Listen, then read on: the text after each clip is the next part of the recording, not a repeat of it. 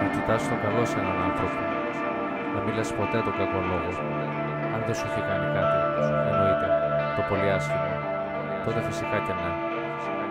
Να αποφεύγεις ωστόσο τους μικροκαυγάδες. Το μόνο πιο αδύναμο θα σε κάνει, και εξοδεμένο, να μην απαριθμίζεις τα αρνητικά των ανθρώπων. Σκέψου πως αυτό είναι το μόνο εύκολο. Το ξέρουμε όλοι. Στη φύση μας είναι άλλωστε. Μόνο στα άσχημα να στεκόμαστε. Για έναν ανόητο είναι το μόνο απλό.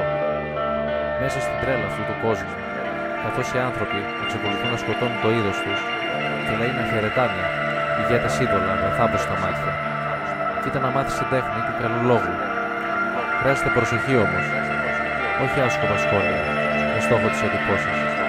Αυτές από καιρό έχουν κερδιθεί ή χαθεί στα μάτια όσων ξέρουν να βλέπουν. Και να ξέρεις πως το γλύψιμο διακρίνεται σαν φάρος του σκοτάδι. Να έχεις αντίθετα την καλή σκέψη σαν σπόρο που δεν θα βγει τώρα, αλλά μέσα από δουλειά. Ποτέ κανένας δεν το πέτυχε αμέσως. Θέλει επανάληψη για να μπορείς να βλέπεις τα θετικά πάνω από τα αρνητικά στον άλλον. Μήτε σήμερα, μήτε αύριο θα το πετύχεις. Και θέλει κουράγιο. Θέλει κουράγιο. Καθώς ο κόσμος σου πετά καθημερινά τις σφαίρες του και εσύ το απαντάς το ίδιο.